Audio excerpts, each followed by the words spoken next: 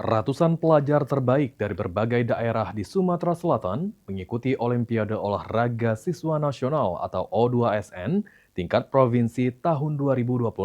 Ajang ini menjadi wadah menjaring bibit-bibit atlet muda yang dipersiapkan untuk membawa nama Sumatera Selatan di tingkat nasional.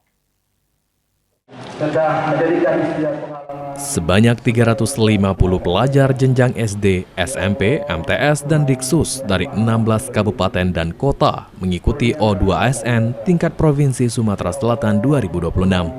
Mereka bersaing pada 6 cabang olahraga, yakni atletik, renang, senam, bulu tangkis, panjat tebing, dan pencak silat. Kepala Dinas Pendidikan Provinsi Sumatera Selatan, Mondia Boni, mengatakan O2SN menjadi kesempatan bagi para atlet pelajar untuk menunjukkan kemampuan terbaik sekaligus mempersiapkan diri menuju O2SN tingkat nasional.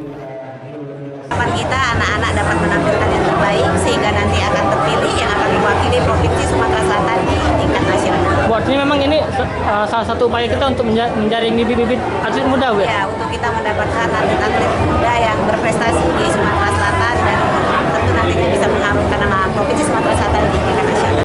Sementara itu, Ketua Pelaksana O2SN, Utuy Tatang Suntani, menyebut kompetisi tahunan ini menjadi bagian dari upaya menjaring sekaligus membina bibit-bibit atlet muda sejak usia sekolah agar mampu berprestasi dan mengharumkan nama Sumatera Selatan di tingkat nasional.